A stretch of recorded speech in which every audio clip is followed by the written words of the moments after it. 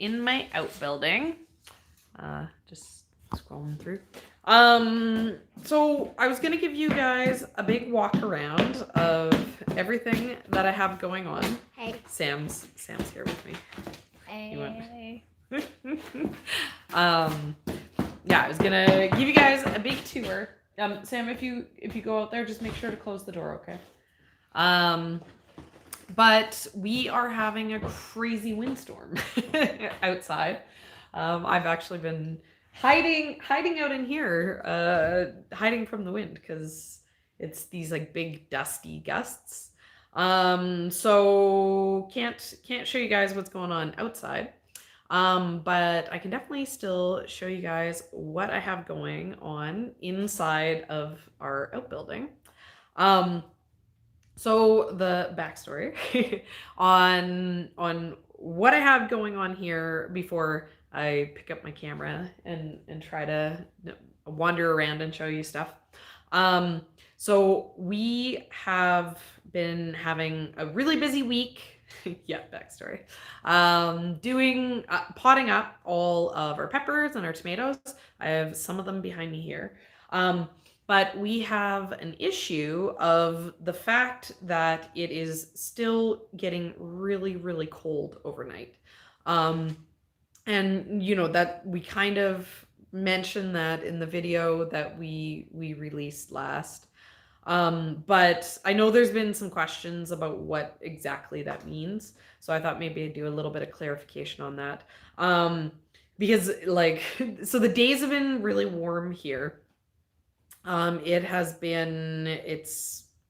like, I don't know. I only know Fahrenheit in really hot temperatures. But so yesterday, I think I got up to 24 Celsius. Today was like pretty nice until the wind picked up. But so it's super clear and super sunny. I got a little bit of a sunburn the other day. And so sorry, I'm having a brain fart. Yeah, so the hot, clear days at this time of year also means that it's really clear at night. And so the nighttime temperatures are dipping down. And then I'm having the same issue I had last year. The weather is really inconsistent. The first thing I do every morning when I wake up is I go and I check my weather app and I see what the past 24-hour predictions have been so I can see how cold it got overnight. Oh, we have a fat cat. There's a big fatty here. Yeah, so the like a perfect example is last night the predicted low was supposed to be 6. It was supposed to be really warm. I wasn't too worried about what was going to happen in the greenhouse last night. But when I woke up this morning, it got down to 2, right? So that's 4 degrees. Oh, we got Nicole here. She knows she's dealing with a lot of the same stuff as I am. Yeah, so you know, the 4 degrees difference is pretty serious. And the night before that, it was supposed to get down to 3 and it hit -1. It was supposed to get to 2, it got down to -2. And so why that is an issue is did I see Sunflower Steve saying he's here? Yeah, I got the seeds. I got the seeds, Steve. I'll show that in the tour. I planted them up. I don't know if they're gonna do anything. They hadn't germinated, but they were kind of stinky, so they might have rotted. But worth a try. Yeah, so what's going on is the greenhouses that we have are unheated greenhouses. And so they're great this time of year for things like my tomatoes and my peppers, like what's behind me, all this stuff that I'm potting up. Because, 20 degrees isn't really that hot. But as soon as you cover the space, you have it insulated, you're holding in the heat of the sun, it gets really hot in there. And so, these last few days, if I've had to open it. It's been like 100 degrees. It's been that, and that's with it open, right? Like I've had a few times where I've gone in there and I'm like, it's kind of hot and steamy in here, and then I look at my thermometer and it's like 50 Celsius, and I'm like, yeah, I better open this up before I murder everything inside of here. So in the sunny days, it gets really hot. But the way it gets hot is by condensing in that heat of the sun. As soon as the sun goes down, it starts to get cold, right? So the tunnels do a great job of preventing frost, because I'm going to say something that I think could be wrong, because I don't actually know what frost is or how it works. All I know is it comes and it kills my plants. But I think I understand properly, and in the chat, definitely correct me if I'm wrong on this, but I think it's frost is when the moisture in the air freezes and then it like settles down on your plants, right? So you can protect your plants from frost by covering them. But you can't protect your plants from freezing temperatures by covering them. It doesn't work that way, right? Like it's, a sleeping bag doesn't make the ambient air warmer, right? The sleeping bag insulates in the heat of your body, and your body keeps the sleeping bag warm. And that's kind of what the tunnel is doing. It's insulating in when there's heat of the sun, but at night when there's no heat, there's only so much it can do. And so in our tunnels, we have a low tunnel over the plants, and then we have it in the big tunnel. So it's getting double layered. And when we have these hot days, the damp ground can become like a heat sink, right? It sucks in all the heat from the day, but it only does about a degree or two of difference in there. So when it gets really, really cold at night, when it's freezing, it's going to freeze out there. Basically, is the story. And so if I put my tomatoes out there and it freezes, the tomatoes will freeze, and then the tomatoes will hate me because they don't want to freeze. And even more frost sensitive and cold sensitive than tomatoes are the peppers. And as cold sensitive as the peppers are the dahlias, right? So my entire outbuilding is filled with that stuff. I really want to put it outside. Usually I would be able to put it outside. I keep track of important dates, like last time it froze, when my irrigation water gets turned on Instagram. And I was looking back, and the last time we had to deal with cold nights, it was safe after April 16th last year. I think it's later. I have no idea what day. I know it's Sunday. I don't know. Let's see. I don't know. I don't know what the date is. But I think we're past that. I think it's like the 18th or something.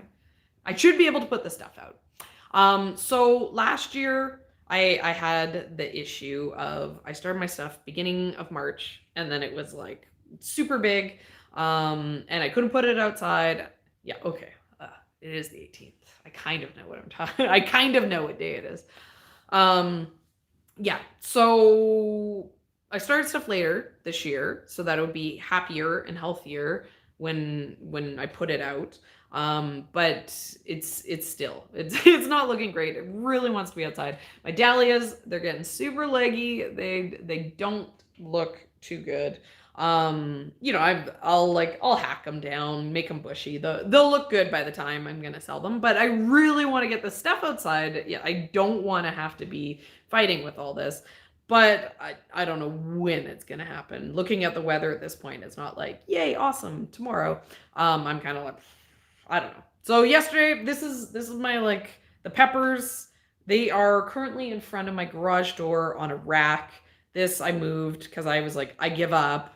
But they're gonna die if they have much longer. Because a bunch of people in that video, they're like, oh, well, your plants, are they fine without light after you pot them up? And the answer is no. They won't die having a few days without light when I pot them up. But then you have to be really careful when you put them out, right? Because then they're even more sun sensitive.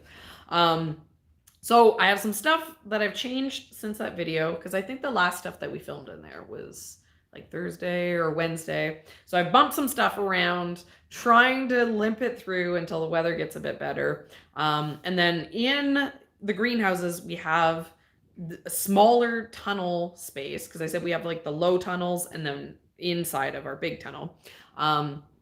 And those, we have them kind of half of the length, like our greenhouse is 50 feet. We have about 25 feet.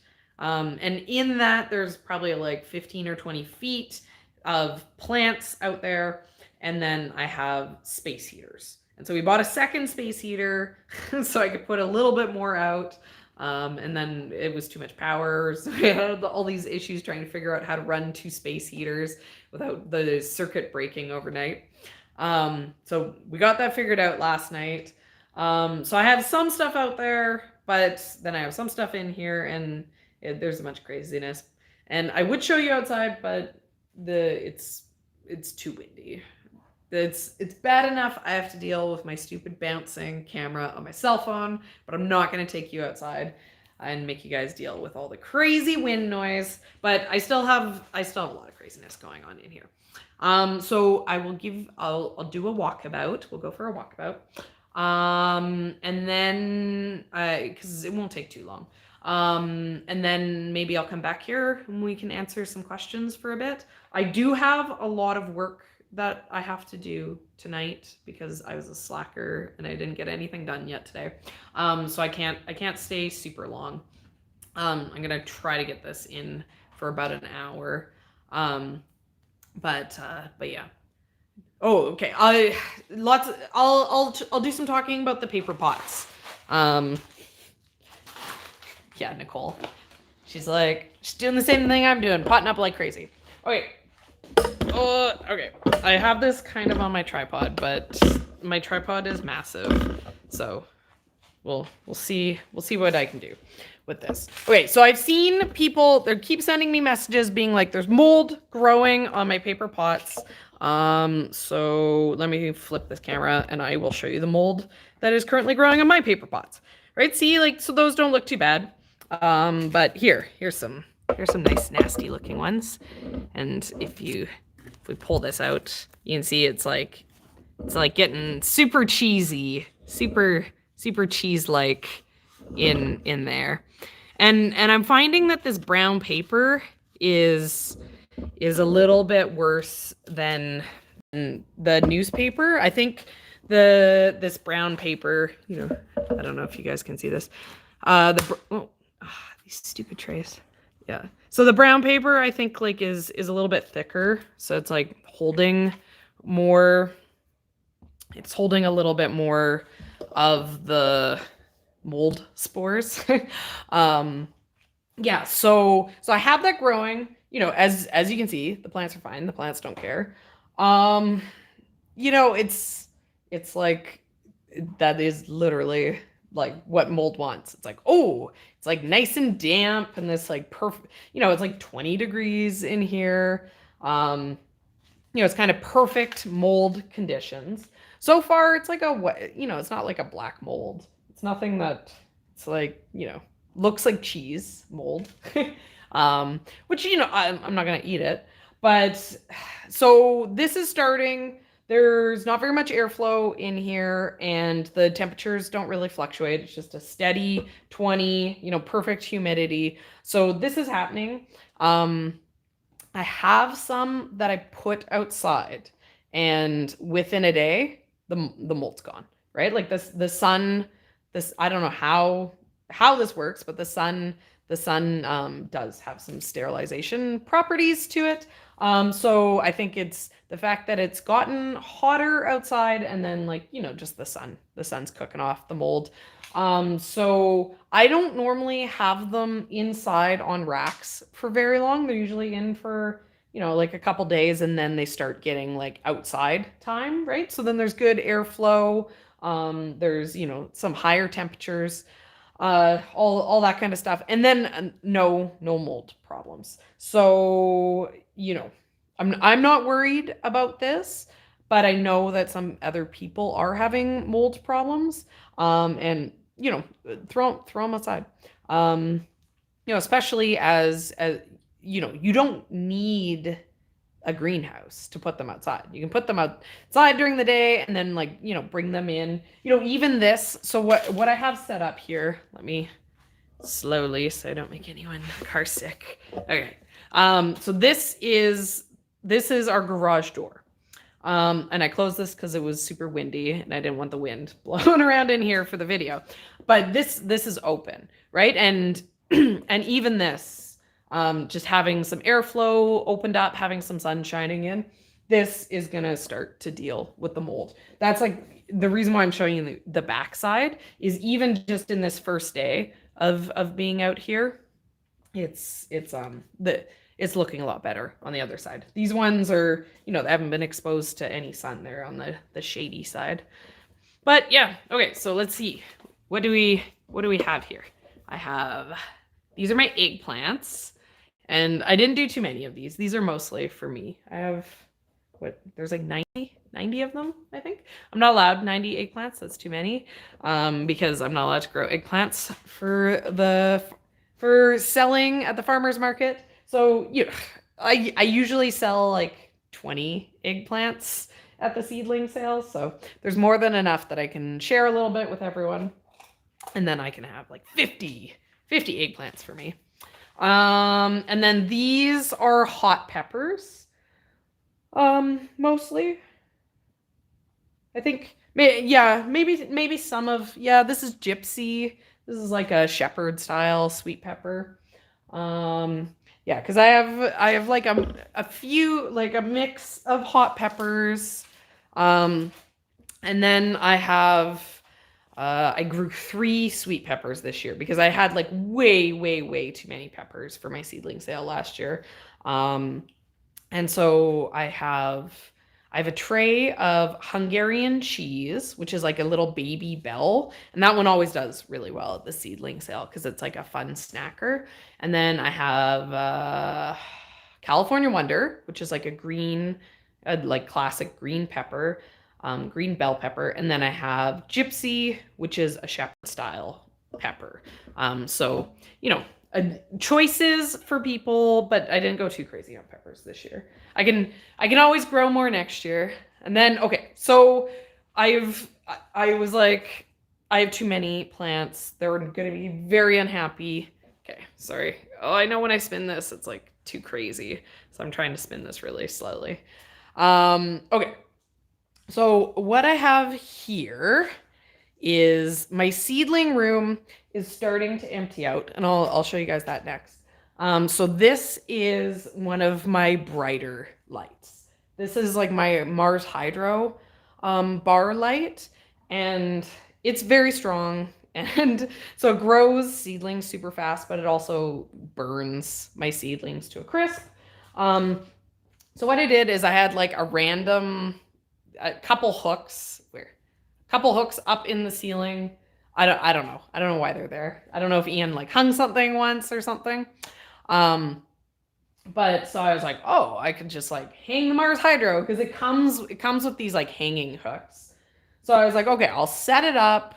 I got like a light meter app. I like downloaded it quickly onto my phone, checked to see the point at which it was like doing about 200. So I could fit the most out here. And so then I just moved a bunch of my trays, and I have 6 more trays that I'm going to be potting up today. So they'll get kind of put in here. And this is kind of like a circle of like not ideal light to limp these. Because you can see they don't look super happy. They really needed to be potted up. If I get them outside, they'll start getting happy. But they won't be happy if I put them outside and then they freeze. So that's just gonna hang out there until I can hopefully get some better weather. Drives me crazy. Okay, so I'm going into the seedling room. Turn off the fan. This room is like really hard to film in because it literally is a tiny little bathroom filled to the brim with seedlings. Okay, so at this point, I have one tray of tomatoes left in here. which I'm going to be potting up tonight. That's the reason why I can only hang out so long. And then the rest of what I have in here is so I'm very excited, but I'm also a little bit nervous. We're probably getting close to 300 emails that we've collected for a seedling sale. And lots of these people are like, I can't wait for your seedling sale. I've been buying seedlings from you for 2 years, or, they sound like people who follow the channel. Lots of people are excited about our seedling sale. And this is the first year that I ever felt like people are excited to buy from us. So in the past, our conversion, like the number of people who actually bought from us, if they gave us their email, was half of the people. So if we're hitting 300 emails at this point, that means that that could be 150 actual customers out of that email list. And I kind of planned the seedling sale to be 200 customers. And then, so the other thing too is the seedling sale is always our earliest customers. So I'm a little nervous that we're gonna have the seedling sale, we're gonna do the email list, and then it's gonna be done. The email list is gonna take everything that's ready. And then, because ideally I want to keep growing the customers. I want to get more people coming for future years.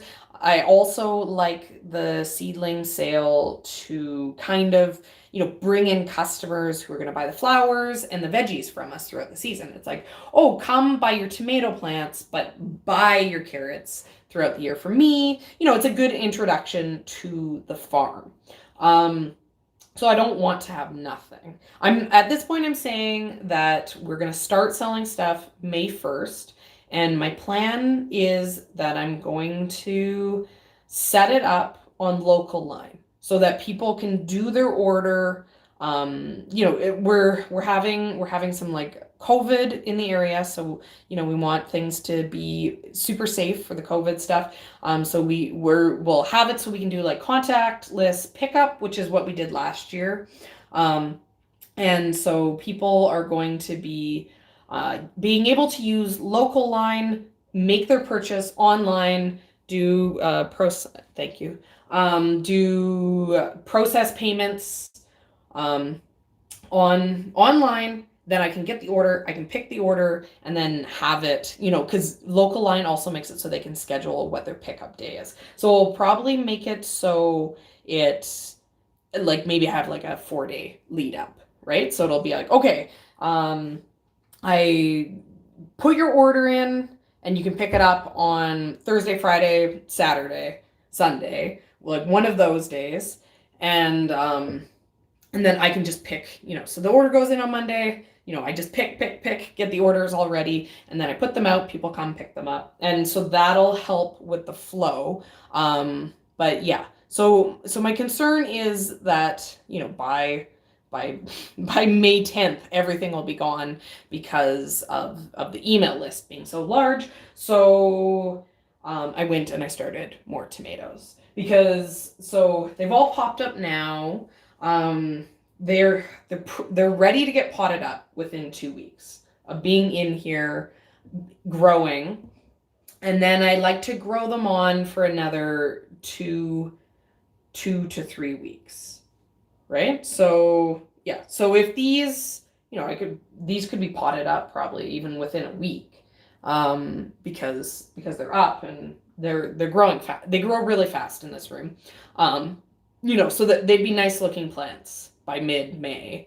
So then I'll have stuff, and I won't, and if I don't need them, then I don't need them. It's fine. But yeah, so I restarted all the most popular stuff. I have Sun Gold and Juliet, and I did another round of Moscovich. I think I did another round of red cherry, and I think I did Brandywine maybe, and maybe more San Marzianos. Those are all really popular. Okay, and then the other thing I have in here is I have these Dahlia cuttings that I'm trying to see if I can root. They were looking really sad. I had them on the heat mat, and I think maybe it was too hot. It's really hot in here. Here, let's see. It's already cooled down from me having the door open. But this is what the temperature cooled down. Usually sits at about 80 when I open up the room. And then I always have the fan on because Ian told me I'm not allowed to grow mold in here. So I'm keeping the humidity down so no mold grows. But yeah, and then the other thing I have in here is I have lots of basil. This is all basil up here. I was potting some up last night. So that I had them like over super densely planted, so I was like dividing all of them. And then I have a few other things. Oh, sorry guys. I have a few other things for the seedling sale. So these are all in the soil blocks. Everything for the seedling sale. They're getting pretty dry. I have cucamelons in here. I have some nasturtiums. These should probably get put outside soon. I have basil. Things that need the heat to germinate. I'm putting in here. I'm getting them a kickstart, and then they'll go into the greenhouse because the rest of the soil blocks are cool weather stuff. So I have them outside, and we just cover them up at night. But yeah, so lots of stuff going on in here still. And yeah, what I have going in next? I have stuff for me. All the basil that I have in there is basil that's for the flower farm. But I need to start some for eating. I need to do, yeah. My job tomorrow is I need to start all the flower farm seeds. But I don't know. I don't think they have to go in the hot room. I think all the flower farm stuff is fine to just be in here until the weather warms up, and then it can go in the greenhouse. Well, I mean, it's like the entire list for the flower farm. Or, you know, like what, like I do like some cosmos, some zinnias. I have some gomphrena. I have some straw flowers, status. I have some like cool dried stuff to grow for dried. It was the first year buying flower stuff off of Johnny's, so they had some really fun stuff. Ian convinced me to buy things. Oh, here we go. Here's some mold. You can see those.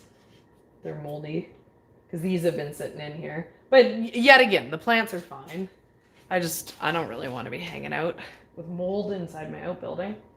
But okay, so then this is my big room. All my stuff. Here's another spot where I'm doing the same thing as what I'm doing in the other one. So this is, what's the brand on this? Like Viva Spectra. Let me check and see what this is. It's not written on the back. I know what this light is, but I can never remember the name. I don't know. Viva something. Vipar Spectra. I don't know. Anyways, this is like one of those high-powered lights. Viva Serena. No. The Serena branded grow lights. Yeah. I don't know. I'm brain farting on what it is. It's another one that was like given to us. It's super strong. And so it didn't fit in my grow light room because it's this weird square shape. But what I've been doing with it this year is that I've been leaving it on this rack, right? So you can kind of see it's like up a bit high. And this one came with like a hanging kit too. If I could find it, I could hang it up a bit higher. But it actually does like a pretty good spread, right? So I have all this, where's my hand? There. All this around it. It's all actually getting light from that light. It's actually getting pretty good light. And then these peppers, this like really isn't a great spot for them. They're getting a tiny bit of light from this window. I know only because they're kind of like leaning, but they really need, they need to get moved. The spot at the garage is better because it doesn't have to, the light doesn't have to get filtered through the window, right? At my garage, I actually lift up the door. So it's actually getting light coming in. But yeah, these, I don't know. The weather needs to get nicer. Okay, and then these are my peppers. This is no sharesies. These are only for me because I'm doing this. I'm doing an experiment with actually growing peppers for the farm this year. So these they got potted up a while ago. These are one of the first things that we potted up. I feel like maybe they even got potted up last week. And they're happy. They're happy to be into the bigger pots. And they're under lights, so they're like limping along. But I want them outside. Everything will do so much better once the nights start freezing. And then here is my other issue. So all of these are growing like crazy. They're getting all leggy because there's no light in here. I've been like leaving on like the shop lights just to get like, I'm like, oh, I don't know. It's better than nothing, I guess. They haven't gone yellow. They're just like they're getting leggy. So, you know, ideally the dahlias, I got them super early this year so I could have them started. I could have them looking really healthy for when I sell them on Mother's Day. I wouldn't, even if they weren't leggy, I wouldn't want them being tall like this. I'd rather have them be bushy. So my plan is once I do get them out, I'm gonna snip them. I'm gonna like chop them all down. So like I chopped those ones and I like, you know, am rooting the cuttings just for an experiment, just to see how it works. But like I'm gonna mow them all down and then they can bush up, bulk up, and they'll be nicer plants for once people get them into the ground. Yeah, off with their heads. Off with their heads. You know, like some of them. Here, let's see. Ugh. This tripod thing. Okay, let's see. So the issue is some of them are like this, and you can see like they look like asparagus. They look ridiculous. But like I don't know, like I don't even know why they're doing that, because they came up and like instantly grew like that. And I have a couple of these that are out in the what am I trying to say? In the green, sorry guys. They're in the greenhouse and they're all leggy too, right? So it's almost like it was like the first shoot that grew is just like leggy and weird. But then, you know, then there's like a bunch that are like this, right? Like this happy and healthy.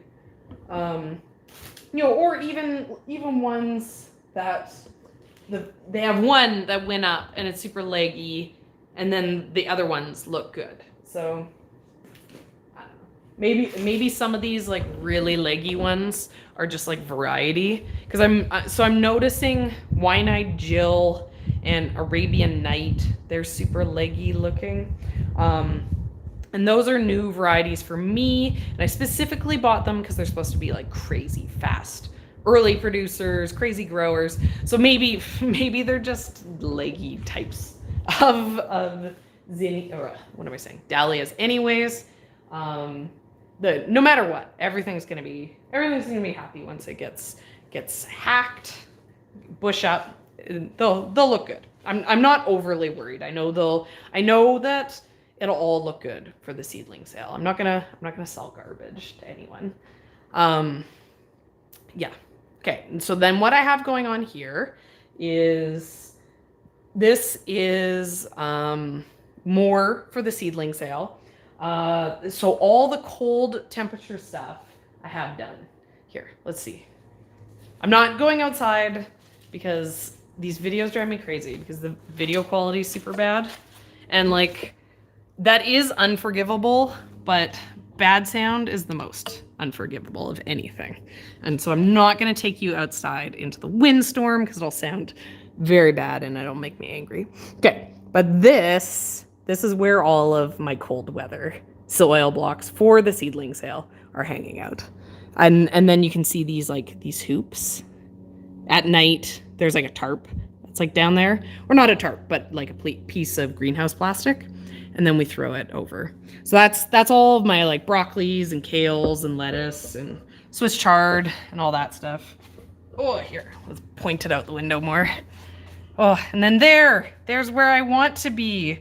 There's where all the plants want to be right now, but they can't because it's cold out. But look, it's starting to look nice. It's starting to look green, but it's still cold. Oh, and then I don't know if we still have Steve here, but so Steve sent me some yellow Baptisia, and I live in Canada, and so it took a month to get here, maybe 6 weeks. I can't even remember. And so I have it in here. I'm trying to make it grow, but they might be dead. But oh, I'll be excited. I'll be excited if I can make them work. Because yellow Baptisia, so cool. They look awesome. Okay. What else was I saying? Okay, here. Let's show you. Let's use this, since I have this on this big huge pole here. All of the dahlias. So these look like insane. The fact that I have like 1 million of these in my inside. Yeah. So they're fun. It is fun to have 1 million of them in here, but it'd be better to have 1 million of them outside. I didn't grow those from seed. Those I bought tubers. And then the tubers, I sprouted them. That's what Ian bought. So all the dahlias are the reason why yeah. So all of those are the reason why Ian drove down to Vancouver to pick up our order from Van Noort.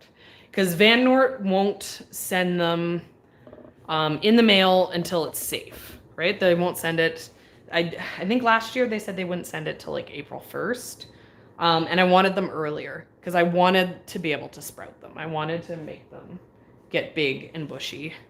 Here's where I'm gonna be hanging out with my got my wine bottle for rolling paper pots, and then my wine bottle for tamping down the paper pots.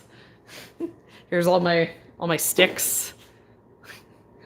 And sit in this chair, and then I write sticks.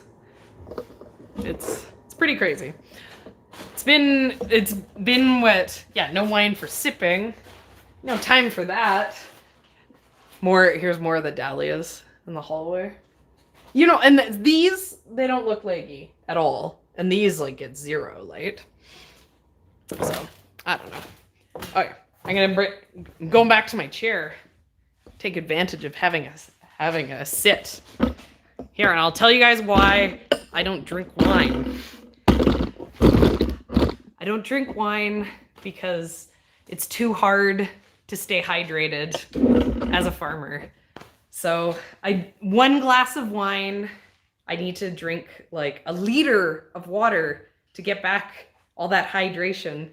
You know, if I could have like a glass of wine before bed, and then the next day when I'm like working out in the heat on the farm, I can feel it. I'm like, oh, I'm all dried up. I'm all dried up.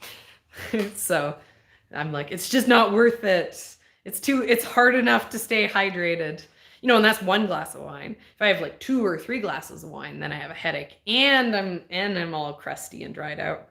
So I save them up. And then every once in a while, I'll have a couple drinks. You know, special occasion. Yeah, because I don't need to drink wine after work, because the work never ends, and my work doesn't stress me out. My work makes me happy. I'm like, what? Plant more tomatoes. Like, amazing. Oh yeah, I didn't answer the thing about the paper. Some paper pots here. So I bought, okay, let's get real specific on what I'm using.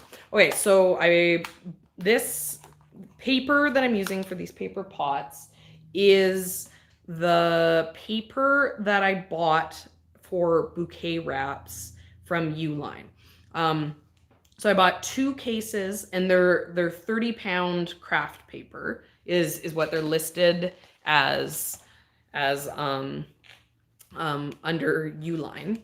And so I bought an 18 by 18 inch pack, and they come with like 1,000 sheets. And I bought that for my bouquets as being the main one for my wraps. But I also bought an 18 by 24 inch pack, 1,000 pack of the 30-pound craft paper. Because I was thinking that maybe if I ever had to do bigger bouquets, that maybe I'd want a bigger size paper. Basically, I was ordering it as just like a test to see what it was like. So I'd have it on hand so I could give it a try. The stuff from Uline's pretty affordable. The shipping is expensive for me here. It costs like $200 to get a Uline order shipped. So when I do Uline orders, I just buy everything I could possibly need. So I don't have to miss one thing and then have to try to find it locally. But yeah, so the sheets, like I said, they're 18 inches wide by 24 inches long. And I to make the tomato pots, I cut it in half. So it was 9 inches wide by 24 inches long. And so we did make a mistake because my employee has been the one who's been doing a lot of this. Basically it's her and then me helping her is what got everything potted up this week. But yeah, so we made one time where we made the mistake and we cut it at the 18 inch. And so it was a little short, right? Because if I show you inside here, right? So this is one of the ends, and then this here is the other end. So this is an overlap. So this is 2 layers and then a little bit of an overlap. And I find that is the right length on the pots. I've done them in the past with the newspaper where it was a little bit short, and it ended up being one layer and then 3/4. And so there was a spot where there's only 1 layer of paper. And I found that they tore a little bit there. But if everywhere has 2 layers of the paper, the pots are substantially stronger. So the 24 inches is what really did it on. And then so for these pepper pots, because these are a bit shorter, this is a third. I cut it into each sheet into 3 pieces. So that would be 6 inches, right? 18 by 3. Yeah. So that's what I did for the pots. And then someone else was asking if I have instructions for that. And we did a video a month ago, I think. So it's fairly recent if you were to look for it on the channel. Or I bet you could probably just go search on YouTube. You can't eat the grass, paper pots, and it'll pop up. I think we did a pretty good job of saying how to do it. And then we talked about tips and stuff for doing them. I find I can do about 100. I can roll about 100 of the paper pots an hour while watching TV. We're definitely rolling them a lot faster because me and the employee were just hanging out. But yeah, so when you can have your eyes on it, it goes a lot faster. So normally I use newspaper. And then it's just the size of the newspaper is the right size, and then same idea, you can cut it down. I don't know how big. Yeah, I don't know how big the newspaper is, but it works really well. Oh, and so I found out this year too, because I was using a different bottle for a while. I was using a standard sized wine bottle, and they're too small. They're not the right size, right? So the reason why I love the paper pots using the wine bottle is you can kind of see it really well here. These are 10-20 trays, super, super standard. And these are fitting the way, like, what I always call them 4-inch pots, but they're not actually 4-inch. I think they're like 3, or maybe they're 4-inch tall pots. But the width of them is like 3.25 inches or something. I don't know. I've ran into this issue for buying them, but they're the ones that fit perfectly, like 3 across and 6 deep. And those are the size pot that I like the best for doing like the tomatoes and the peppers and stuff like that. And so the paper pots, they fit perfectly like that. But for our first, we started rolling, and I just grabbed a wine bottle. And our first ones, they were too skinny. They weren't. They were like they had like loose space, right? Because these sit so nicely. It's not so bad for these shorties, but I make the pots like super tall, and I don't have any in hand's reach, but they're really tall, so they get tippy. And part of the reason why I like them is they sit really nicely in the tray. So I found out that apparently the base on, because I usually use like a sparkling wine bottle, and I just used it because it had a really deep indent. But yeah, apparently the base is just a tiny bit bigger. Like the circumference of that bottle is just a tiny bit bigger than your standard wine bottle. And that the standard wine bottle doesn't fit perfectly. It's a little like loosey-goosey in there. Whereas these sparkling wine bottles fit perfectly. So I never realized that because I'd always just had this like one bottle that I used all the time.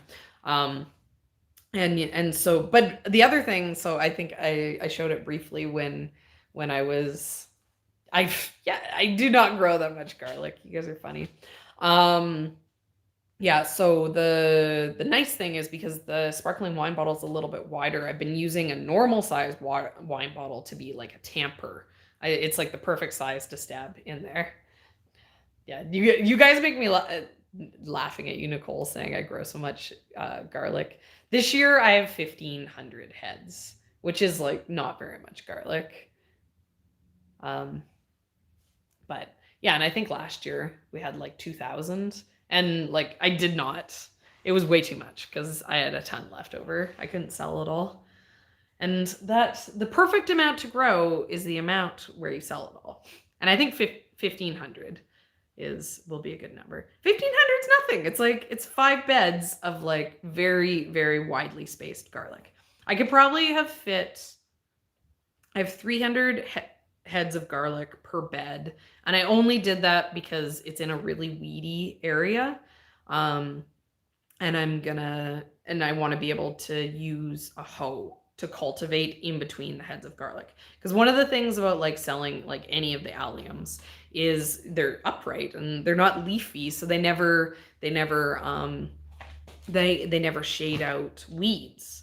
so they're really difficult to weed. So I have them like way more spaced out than other things that I grow, because I don't want to have to go and hand weed them. But once I have a spot for garlic that's a little bit nicer, then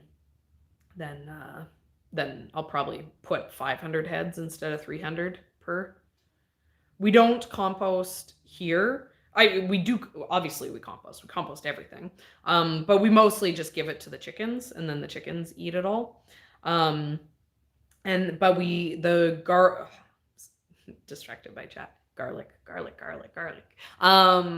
The compost that we use here on the farm, we buy in, and we buy it by like the dump truck load. I think that because the guy's truck can hold up to 40 yards, but we have like a limit on our road, right? Like our road limits how much of a load can get carried. And so I think the maximum amount that we can get from them is 32 yards. I think that's what we got this year. Last year we bought 2 dump trucks full, and they couldn't carry as much. They were 24-yard loads, so we bought 48 yards of compost, and we didn't use it all. We still had some left over, but I think we used about 40 yards of compost. And then, so the main reason why we use compost, because this is something that I, I've realized that I need to say more, because I think it's definitely getting lost in translation. Because I think we use compost in a different way than a lot of other people do. We use our compost. Oh, here comes Ian. We use our compost to help with holding in moisture.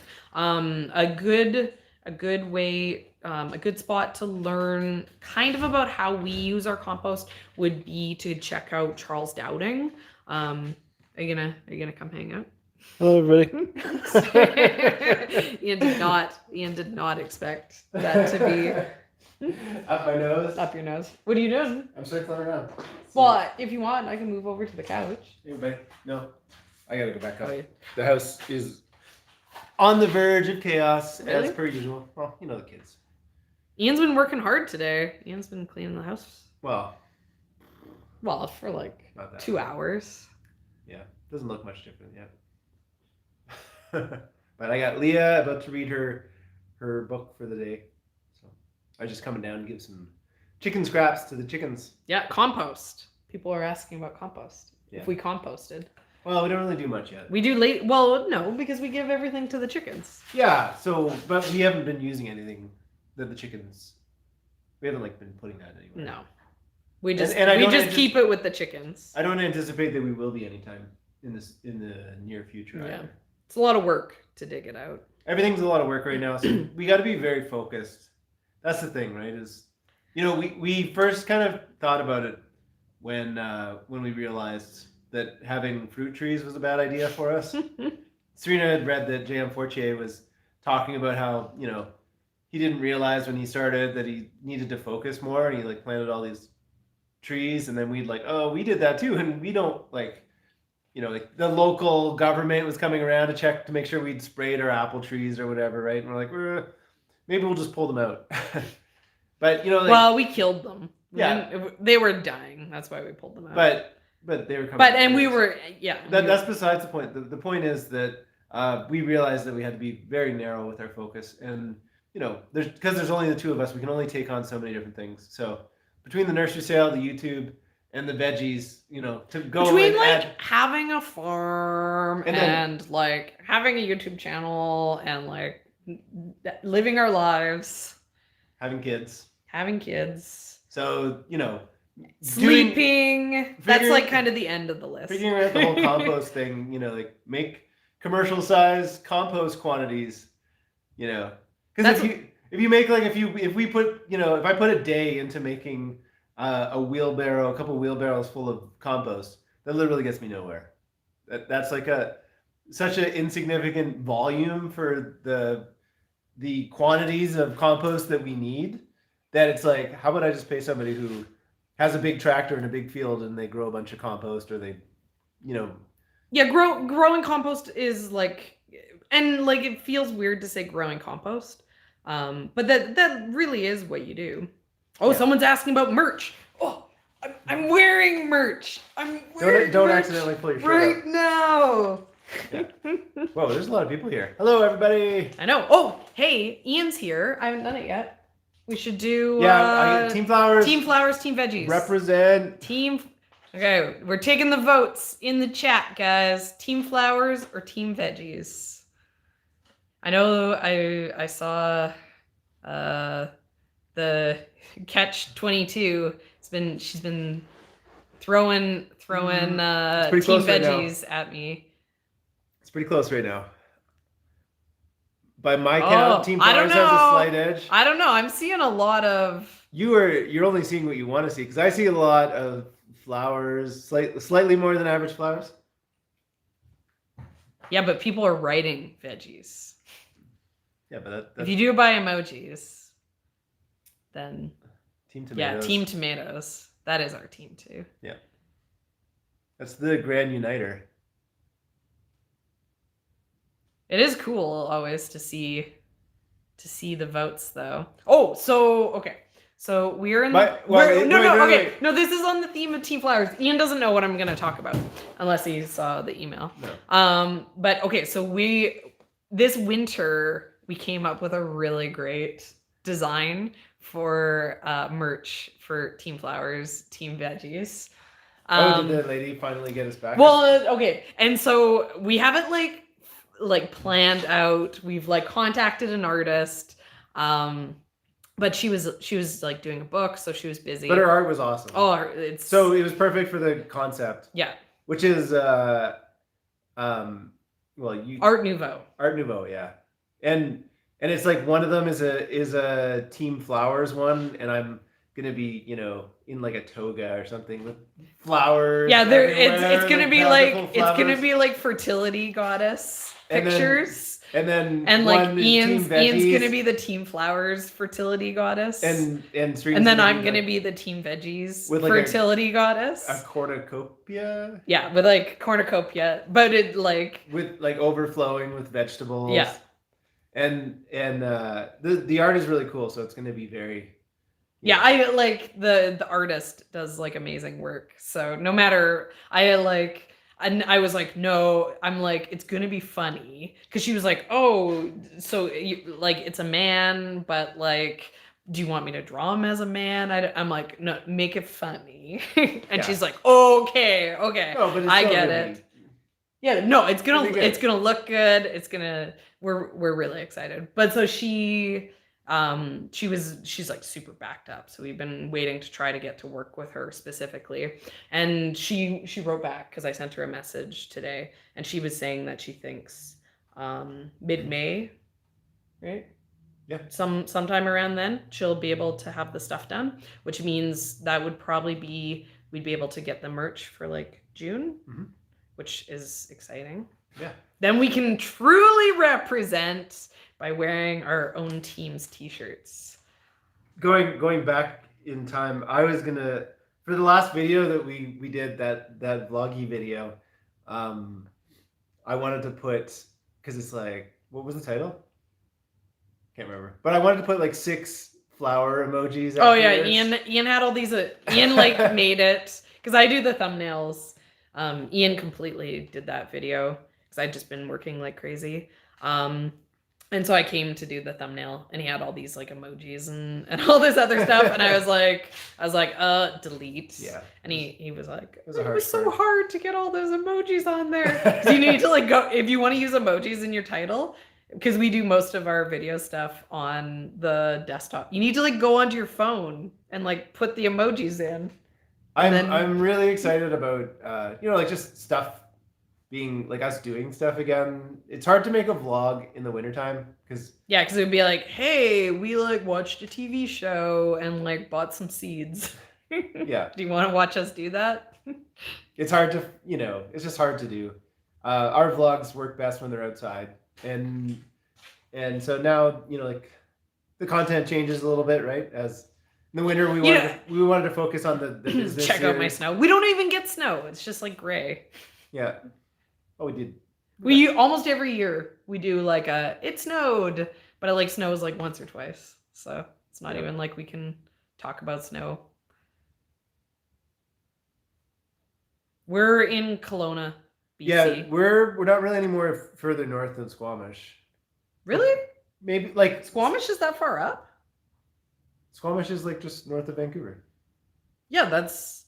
I guess we're not really that far. I always think that we're north of Vancouver, but I guess we're like east of Vancouver. We're like 2 hours from the American border, and that's driving through like city, strip mall hell type thing, and not being able to go very fast for like, it's just stoplights for a couple hours. There's sections where it opens up, but if you could hit it on a highway, it'd probably be, I don't remember how far we are. 100 miles from the border.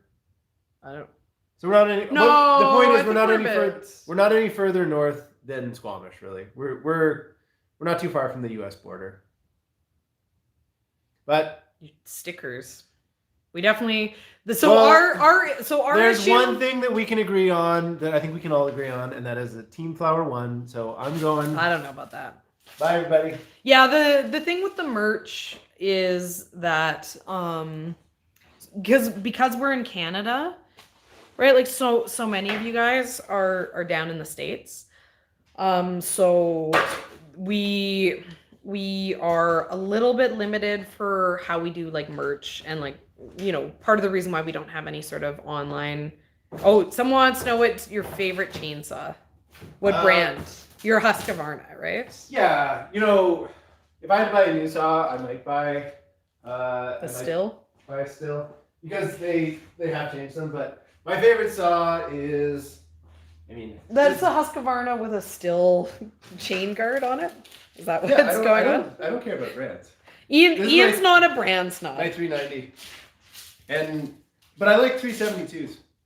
I like this saw because it's big and it's got lots of power, but I could just kind of just blip the throttle when I wasn't, and it would be okay on fuel. Because we burn through all of our fuel at work every day. Ian does like really weird work. Oh, sorry guys. So the saw that he likes isn't, it's relative to the work that he does. It's kind of like trail cutting. Yeah. So, so it's something that needs to be able to cut down a tree, but not like a super big tree. Well, and then it's something that's like needs to be easy to like quickly chop up stuff and stuff. So if I'm in like 100-foot trees, I use my 390. If I'm in like smaller trees, I use my 372. Yeah, but you like the 372 because it's light enough that it's easy to do to do slashing. We get like sometimes we get dropped off by a helicopter, and then you'd have to like hike for 45 minutes with the saw on your shoulder. So weight does add up. Yeah. I think it's safe to say that neither of us are brand snobs, except for when it comes to seed shopping, and then I'm a brand snob for Johnny Seeds. Yeah. Right? If you want to buy a chainsaw, buy a 372 is always the answer. Always buy a Husky 372. It doesn't matter. It doesn't matter what you're doing. You just buy a Husky 372. You're making a joke, right? No, because it's a bit of an investment, but it's the best saw. Like, I don't even. Can you guys even hear him? I don't even know how good the mic is on the cell phone. He's just like walking around talking. Okay, Anyways, I'm done. I Love you. All right. What was I saying? Okay, so first, so I'll answer the like why not Baker's Creek, because that makes sense for a continue on. Because I remember I was talking about stickers, because I was talking about merch, because I was talking about being Canadian. That's good to know that you guys can hear good on the cell phone. It's pretty quiet in here. Yeah. Okay. So we are in Canada. A lot of the people that are like watching the channel, you guys are all down in the States. And he's gone, Steve. But I know he doesn't have like a crazy long bar.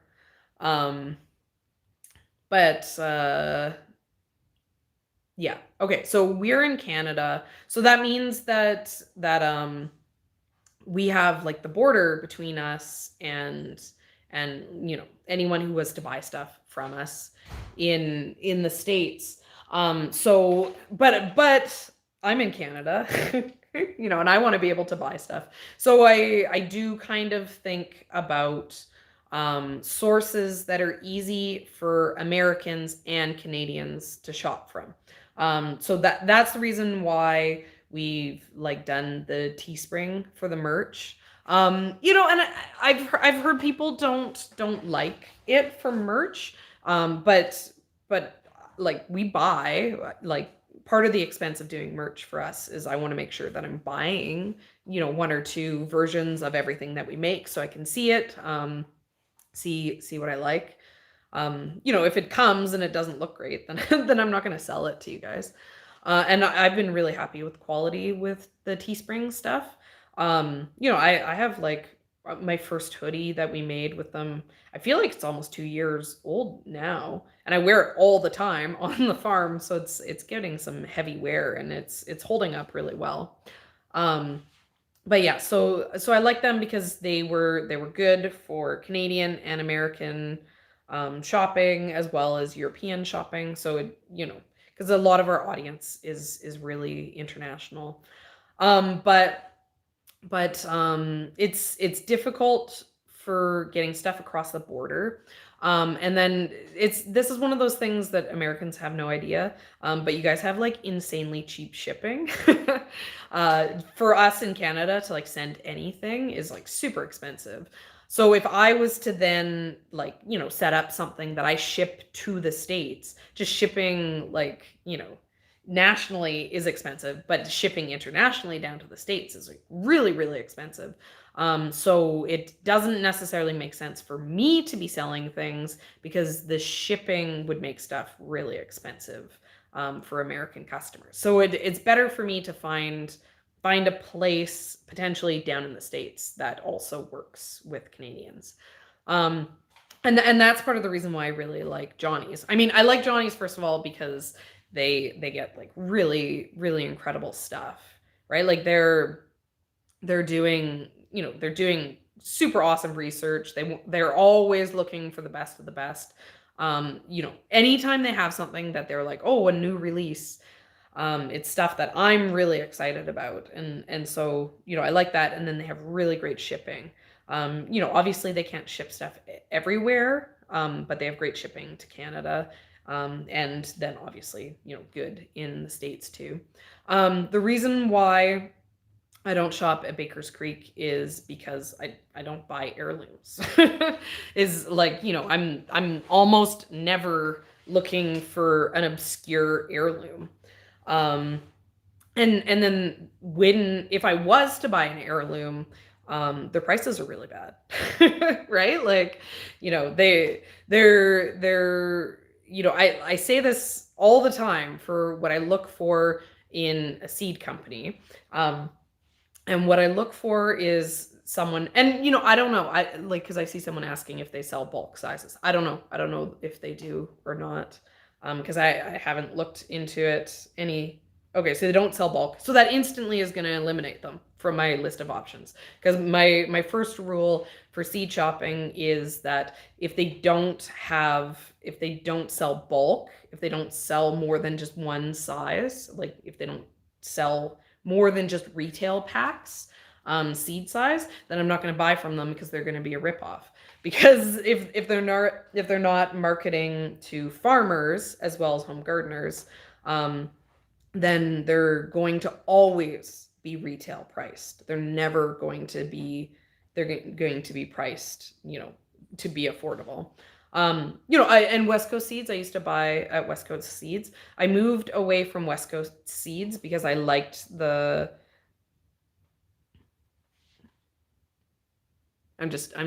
looking at the chat there.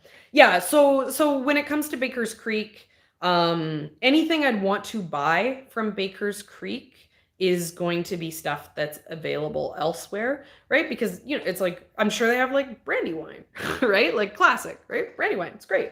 The only tomato that we're growing here on the farm for big tomatoes is pink Berkeley tie-dye. I'm sure they have pink Berkeley tie-dye. And like, so I bought my pink Berkeley tie-dye seeds from Brad over at Wild Boar Farms. And you know what? I probably could have found it for a better deal.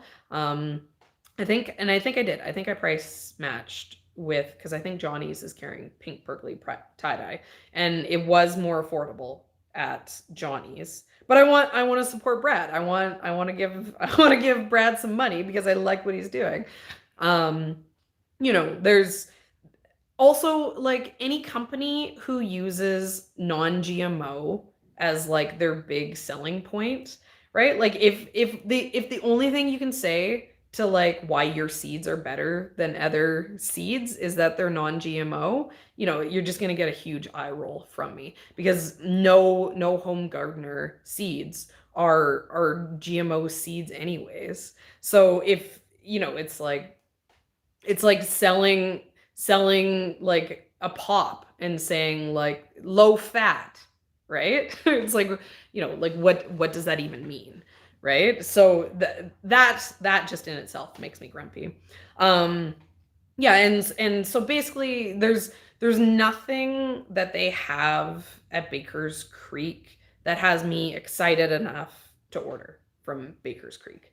Though I will say, maybe I take that back. They have some really cool Asian stuff. But it's like it all comes down to what you're looking for, right? And so here on our farm, I do zero seed saving. I have no time for seed saving. In the same way that we buy compost instead of making compost. And I'm more than happy. Like, our compost is, I think it's like with delivery, it was like 55 or $60 a yard, right? It's expensive compost, and you will never hear me grumble about how much money I spend on compost, because the compost that I buy is beautiful, and Black Diamond Soil Services, the place I buy my compost from, deserves all my money because they make a beautiful product, and it's an excellent product, right?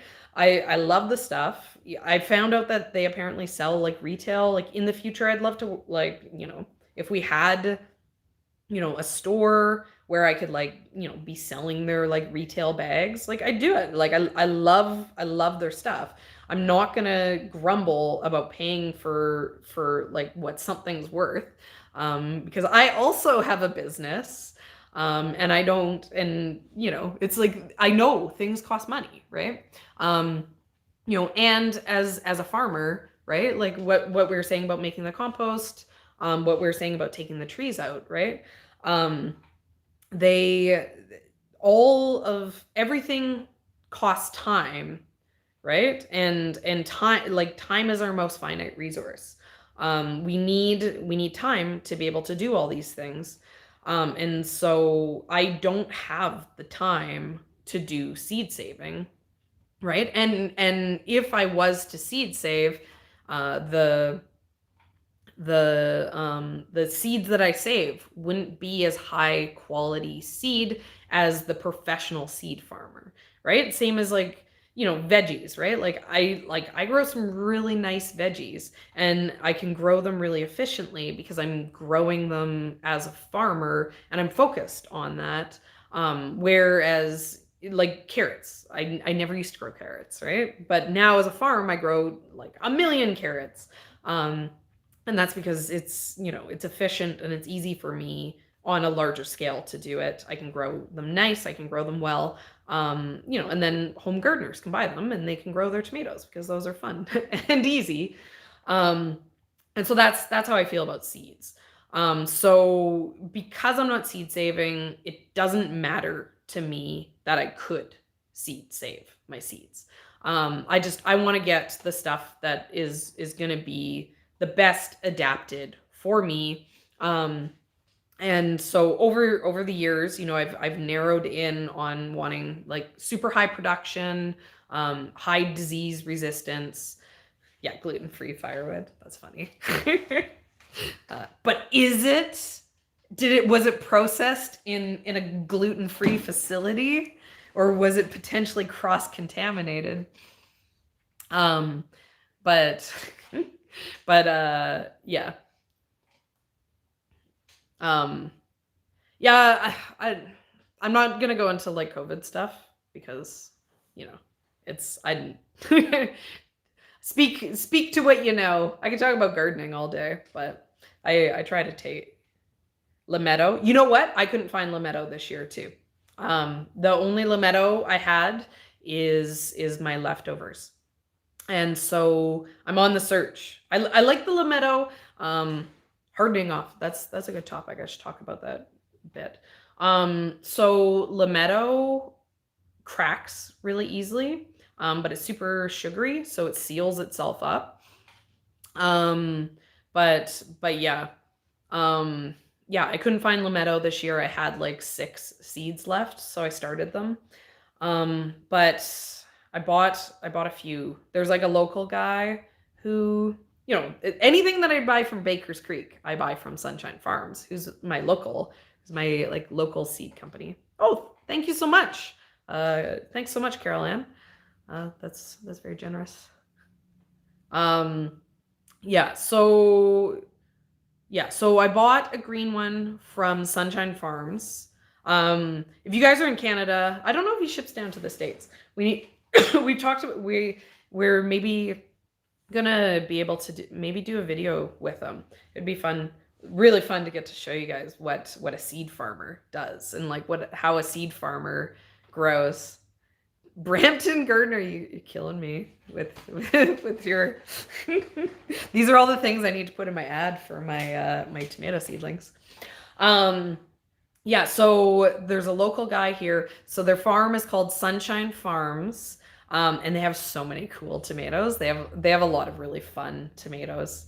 They're all like open pollinated stuff. But yeah, so they do like the things that you need to do when you're a seed farmer, because you have to isolate the plants. Sunshine Farms, Kelowna, BC. I don't know, like Sunshine Farms Seeds, Kelowna, BC. Try that maybe as like a Google search to get their website. But they do have like an online sales website. But yeah, so they do like the seed isolation. So they'll have like high tunnels, but instead of having plastic on it, they have like insect netting on it so they can isolate all the crops. So the crops don't get cross-pollinated, so that everything that they collect off those seeds is true to seed. I think seed farming is super cool. I have so much respect for seed farmers, and I think that's part of the reason why I'm not super interested in seed saving. It's the fact that I know it's not as simple as just going and collecting seeds. If you want to do it well and you want to do it properly, it's involved. There's a lot involved in it. So huge respect for anyone doing like proper seed farming. It's really cool. Okay, let's talk hardening off. We're over an hour, so like I'll do another 15 minutes just because there's a bunch of you guys here. And I'm kind of keeping up with the chat a little bit.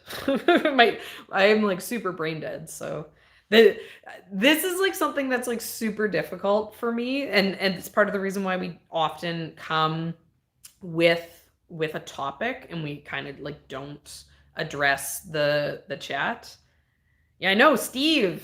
That's like you're talking about the developing of a crop. That's super cool. I love that story and like how many years it takes. But yeah, I have a hard time like reading and then talking, but if I read, then it gets boring. That's why we try like to have Ian be here, because we'll like take turns and we'll like read while the other person's talking. But yeah, but I think that a lot of you guys, now that we've been doing these regular, right? Oh, Colleen, thanks so much for joining the memberships. Okay. Yeah, I don't care. Like if you ever, Kelly, if you ever see anyone do like the phrase like sub for sub, delete that, because that's just bad for people's channels. So if they don't know better, and it gets trashy. But if people are like, I have a channel, like, yeah, like that's cool. Like I have a channel. I tell people I have a channel. Okay. Oh, the employee is amazing. We know her. She's like a good friend of, like, I've been friends with her since high school. We've been like gossiping about like high school gossip. Like, remember 20 years ago when this person did this? That's what we've been doing while rolling paper pots. But yeah, like she's like a workhorse. She's like, and we know that, and she has like tons of experience.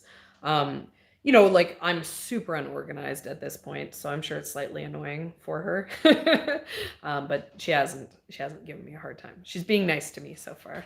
So, but yeah, we're really excited to have her here. Like I had this like crazy list of what I wanted to get done this week, and I was like, it's never gonna happen. And like it did. Like it feels crazy. Like I'm pretty much like right on schedule. Like she's amazing. Yeah, she's and I'm hoping that she'll she's like she knows Ian and I, like she's known us forever. She like, you know, she's been around since, yeah, totally. We have like been friends, I think. We were friends and met in grade 10. So we've been friends for like maybe since we were 15, 16, I guess maybe. You know, she's like she remembers like when I met Ian, like she's been around forever. We talked to her about like being on the camera. She said that she's fine. You know, she's friends with me, so she's like been around since we started making videos. And you know, like we've been making videos for a while now. You know, a bunch of our friends are like, whatever, make YouTube videos. I mean, it's a ridiculous thing to make YouTube videos, right? Like if your mom was like, hey, I started making YouTube videos about my craft room, you'd be like, oh my God, Mom, no one's gonna want to see your YouTube videos. So everyone's kind of like, what? People want to see your YouTube videos now. And she said she's fine. I was gonna set up. We did a bunch of planting, and I was gonna set up the camera, but both of our butts were hanging out that day. We both like wore bad pants, so we're like crawling around with our our backs hanging out. And I was like, you know what? I'm not gonna set up the camera because I respect you, and I'm not going to put your butt in a video. That's reserved for only me accidentally not paying attention when I'm editing, and I have no shame. So, but yeah, you know, we want to be respectful to her and stuff. You know, like maybe she'll be in the videos, but you know, because she's going to be around. She's going to work 3 days a week, so she's going to be here. But you know, we want to know like what she's interested in and stuff. You know, not everyone wants to be in videos. So we want to make sure blur the butt. You don't know how hard, like when that's the thing about butts accidentally being in footage. You like edit it to try to get the butts out. It's like to blur a butt out, you have to like go like frame by frame and like put a little blur on there, like hours just to like make it so your butt isn't in a video. You just gotta know, be like, today's not a good day for filming while I'm crawling around in the dirt. Okay, but let's talk about like, because I doubt anyone really cares about me making videos and such. Let's talk about hardening off, because that's a really, really common one. And this is like a good example of like, I can tell you guys what I do. I can't talk to you about fertilizing because I don't know very much about fertilizing, and I'm hoping to learn more about it this year. Yeah, jumpsuits. I know overalls, but then it gets too hot, right? And then you need like some, you know, my issue is like I have all these pants that fit really good in the winter when I'm lazy, but then there's like that in-between time before you can like fit your skinny pants. So you're still wearing your winter pants, but they don't fit really good. Okay, but so hardening off. So I find here for hardening off, often it isn't even the sun that is so much the issue for me for hardening off, as it's like just dealing with the outdoor conditions, right? It's going from being 100% sheltered, you know, like this. It's like, oh, it's this ambient temperature, like never gets hot, never gets cold. There's no wind, you know, the air barely moves. Yeah, so it's you know, it's just very, very sheltered. And then I mean, we do have like air moving, but like it's not the wind. And sure, if you had like a full on like oscillating fan going like strong on your seedlings, they're going to be better able to handle the wind. And I think quite often when people are hardening stuff off, they're not even necessarily hardening off their own seedlings. They're hardening off seedlings that they bought from like a local nursery. And so in that case, they're going from like a greenhouse where they've been like growing like crazy. They're given like absolute perfection conditions to grow the fastest possible. And then they like leave paradise, and then they're like, no, I hate life, and they die. So when I harden stuff off here, you know, like I'm spoiled. I have all these high tunnels, and so what I do is I transfer the stuff straight from, you know, wherever it is into my high tunnel. And so when it's in the high tunnel, my plastic is total garbage. So it's like it's in shade, because my plastic is all UV. It, like I need to change my plastic. It's an issue. It's like it's like they're in part shade out there. So they're shaded because of my cloudy plastic, and then there's no wind, right? Because they're in the tunnel. You know, so kind of when I do that, the first stage of hardening off is just like, oh, it's going to be a little bit hotter, and then it's going to be a little bit colder, you know, and then as the weather gets nicer, you know, I start lifting the sides on the greenhouse. They get a little bit of wind, but they kind of slowly get acclimatized in. Before I had that, right? Because at that point I can just kind of put it straight out. Before I had that, when I was buying all of my tomato plants from nurseries, because I only started until we had the farm. The first year I grew like seedlings was tomato seedlings was the first year I did my seedling sale. And the reason is that even though I planted 50 tomato plants every year, when I counted how much money I'd have to spend to buy, you know, a whole variety of seeds. Oh, my chair. Yeah, so to have like, you know, because I had like 50 plants, but I wanted 25 Juliets, and then I wanted 25 other miscellaneous plants. So that would mean I'd need 26 different seed packets to grow those, right? And then I'd have to grow double because like in case they die. You know, and then all the work of taking it in and out, you know, trays cost money, dirt costs money. When I would do the math, it wouldn't make sense for me to grow my own because I had access to a really good nursery that had a huge selection of like amazing tomatoes, right? So I could go and I could spend $2 per tomato plant, you know, because I'd buy the smaller sized ones. And so it'd be $100, you know, or you know, it'd be $100 to basically grow them myself, and then I'd have to do all the work. So, you know, so I had lots of years of hardening off tomatoes and things like that I bought from the nursery. And so what I would do when I'd get them home is I'd find a sheltered spot. So like if you have like a deck, or the spot that I used to harden them off at my old house was we had a carport. And I'd put them like up against the house, right? So they were a little bit sheltered from the sun, or sorry, from the wind. And then they were covered, you know, and I'd put them on the edge, right? So then they'd kind of only get part sun, right? And then it'd be like, okay, and then I'm going to bring them in for the night.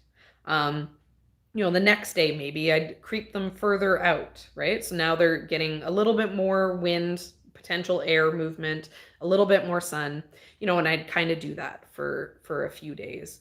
But yeah, so anytime I've given stuff to people to take home, because so what I do for my seedling sale, part of the reason why I think people probably have a lot of success with the seedlings that we sell is I sell them hardened off, basically. Yeah, because if you took a plant directly from the nursery and stuck it in the ground, the wind would come, it would get like sunburned to a crisp, and the wind would come and like blow on it, and then it would be completely dead. You really do, like, you know, 5 days. 5 days is probably bare minimum for hardening off. And that's like when you don't have to deal with cold. But yeah, so what I do here for the seedling sale is stuff is kind of already pre-hardened off because I grow in an unheated greenhouse. And I think that's part of the reason why the plants do really well when people get them. They've already grown usually for, you know, like a month with like cold nights, hot days, from being in an unheated greenhouse instead of a heated greenhouse. And then usually by the time the nights are warm, You know, and or at very least, you know, a few days before I start doing the seedling sale, I pull them out because like what I was saying, my greenhouse plastic is so old that it's like being in the shade. So I pull them out so that they start getting used to being out in the sun. Um, and so then I have the trays, and instead of having them inside the greenhouse, I have them like outside the greenhouse. I literally just pull them, they're spread everywhere. Like it'll be like, oh, there's just trays all over all over our like, you know, lawn. And they just like hang out there. And I usually clump them by like variety, and I spread them out a little bit. So I'm like, Juliet's there, Brandywine's there, Pink Berkeley's there, just to make it easier for me to grab stuff for the seedling sale. But yeah, so that's what I do. And that's kind of like what I advise, you know, like a sheltered, part shade spot. If you don't have, if it's like you live somewhere there's like no shade, there's nothing, you can put them out for like a half day, right? Like just start putting them out for a couple hours and then put them out for 4 hours and then 6 hours, 8 hours, an hour and a half. Oh, I'm at an hour and a half. Yeah. So that's my advice. But yeah, you definitely do need to do it. They can be really you can really kill them. Yeah, shade cloth. Our plan for this year, right? So the plastic that we have, like I was saying, it's so it's so unusable because we have 2 tunnels coming. They're actually, I think they're coming tomorrow. Now that I think of it, where our big greenhouse and our 2 2 high tunnels are showing up tomorrow. Ian's renting a bobcat as an excuse to, he's like, oh well, we like need to rent a bobcat so I can unload and move around these greenhouses because they're on these like pallets. And then he wants to like do a bunch of work with the bobcat. But yeah, that'll be exciting to see those. But yeah, so we'll have 2 new tunnels, new plastic. And then we'll have the 2 tunnels with the garbage plastic. And the plan is, instead of buying new plastic, we're going to get shade cloth. Because I have the one that's set up, and we're gonna put shade cloth over top of it. And then it's gonna be our shade tunnel, right? Because the plastic still will work for protecting the plants in the spring from frost, and then late in the fall from frost. Get it a little bit warmer because it's sheltered on those shoulder seasons when we can use that little bit of extra heat.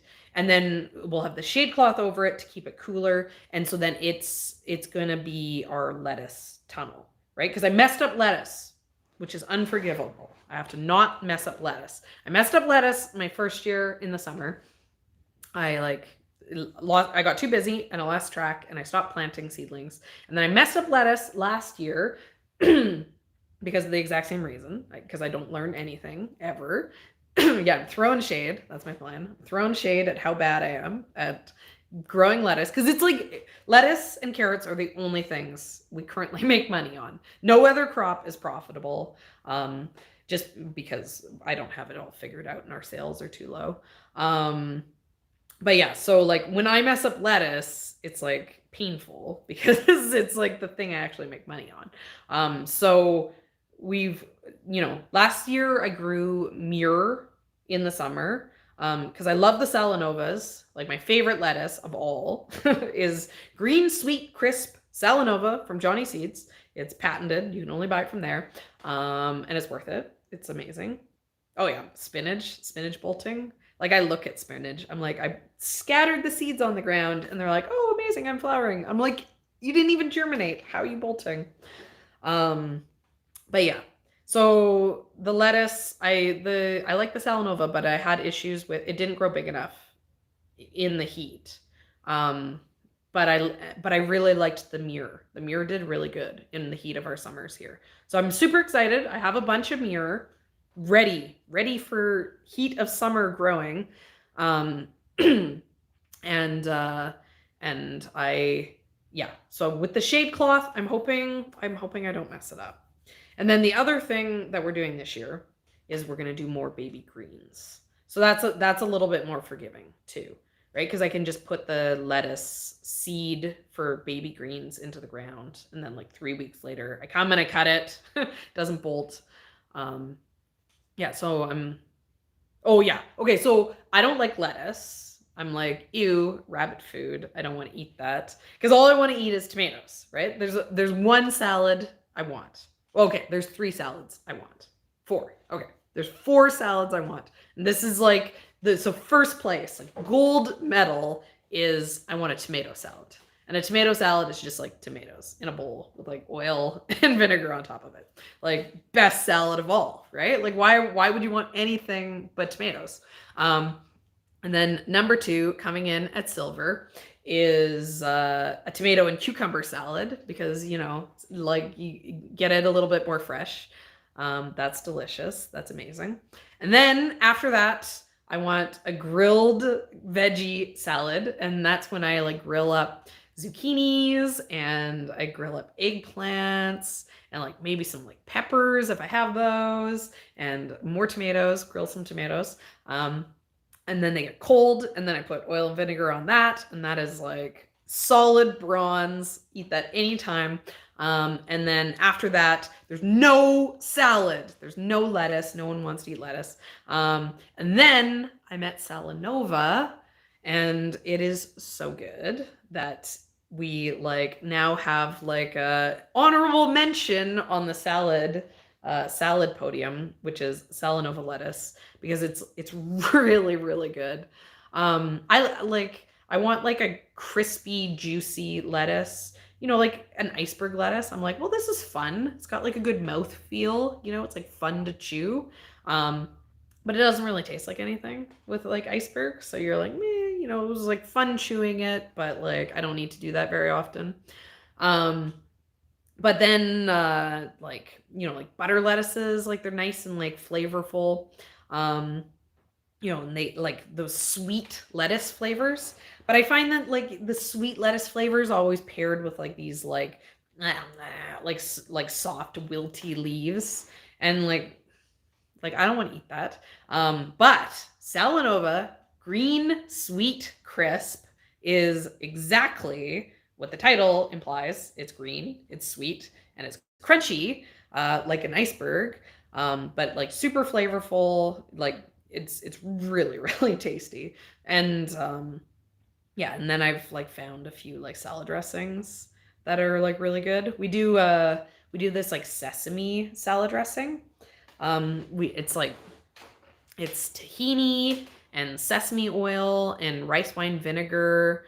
And I'll put like a clove of garlic. Oh, and I put fish sauce in it. I'm obsessed with fish sauce. My employee makes fun of me because my friend, because she's a vegetarian, and I'm like, well, this has fish sauce in it, like, and she's like, then I can't eat it because I'm a vegetarian, and I'm like, well, but it's so good, you should really try it. But yeah, it's really good.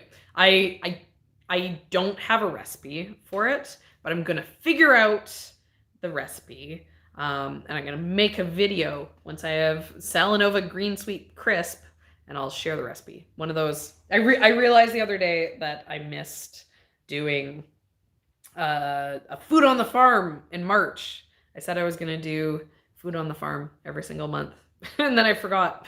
So I need to figure out what we're eating in April and do a video about that. And then probably in May, I'll have my green sweet crisp again, and then I'll have to figure out a recipe, and then I'll share that salad dressing with you guys because it's really good. Oh yeah, I guess if you're vegetarian, you know, it's hard, right? Because there's like, I think there's a lot of things that aren't actually vegetarian when you start looking at like what's in sauces, right? Like, because it's like Liam Perrins. Like, how many things have like Liam Perrins in it? Or that might be a Canadian, like Worcestershire sauce is in like a lot of stuff, and it definitely tastes good because it is made with anchovies. It's definitely like it's like English fish sauce. And I feel like there's lots of stuff that has the in it, and then like vegetarians don't even realize. Just like the Thai food is like well advertised that, fish sauce, it's not vegetarian. No, it's not vegetarian from the title. But yeah, it's a tricky one to, yeah, that's totally like a hard word to say. Yeah, but I mean, you can, my salad dressing recipe, you can definitely make without fish sauce. You can just put salt in it. You don't have to be a freak like me and use fish sauce instead of salt. Or you could use soy sauce. That would probably be like the salty but like good umami flavor alternative. Or you could put what's that one that's made with the it's made with like the like nutritional yeast, like, is it tamari? Maybe tamari is what I'm thinking, and it's like salty and like, but yeah, there's lots of good ways to get good flavors. See, you know what? I'm hungry. I haven't had dinner yet. I'm like, oh, so good. Okay, I got a liquid aminos. Yeah, totally. That's and I think it's made with like the nutritional yeast stuff. Bragg's Bragg's is I don't know, maybe. Yeah, it's like the liquid aminos too. Yeah, I don't like nutritional yeast, but I don't like beer, and I'm pretty sure nutritional yeast is just the scum from beer dehydrated and like turned into like food, and so it tastes like beer to me. And and I'm not vegetarian, so I have fish sauce. I have fish sauce in my life. But okay, I have to go because my battery is dying, and apparently I'm really hungry because I just keep talking about food. But yeah, let's see, what do I have coming up? This month is disappearing, and so I need to make that food on the farm video. And I also need to make a farm tour, but I'm hoping that I can do that after I get all my plants moved outside. Hopefully I can be like, we're not freezing anymore, farm tour. Yeah, so I think I'm probably going to do the food one coming up this week. Ian, I think, is pretty busy. I have a video that I'm going to be doing with Local Line about like how to set up for setting up my seedling sale. I think that's probably going to be coming out. I haven't done anything on that, so it's probably going to be next week for that one. But that'll be kind of like how I'm going to use Local Line, what's going to be going on for the seedling sale for that. But yeah, and I don't know what Ian has planned. He had like a video he wanted to do for his birthday. His birthday already happened though. Yeah. And then he has like this other, he has a grow light video that he's been working on for 6 months that I'm like, Ian, you should probably finish that before the crazy time comes. But yeah, I don't know. I don't know that we'll get 2 out, but maybe. We got 2 out last week, so that was pretty good. We usually only have time for 1. Well, this was like gonna be, so if anyone's here, because I know we're like getting close to 2 hours, I did a tour inside here of what's going on at the beginning of this video to go back after it finishes processing. If you want to see what's going on in the outbuilding, I think I start touring around 15 minutes.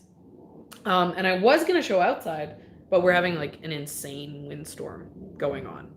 So it was too windy. So I didn't take you out, but we can maybe do it next week. Save it for January. No. Okay, thanks so much, guys. Thanks so much for hanging out. It's always incredible that there's so many of you guys here. Yeah, I'll tell Ian that you say happy birthday. Yeah. But yeah, I'll see you guys next week. Okay, thanks so much, everyone. Okay, bye now.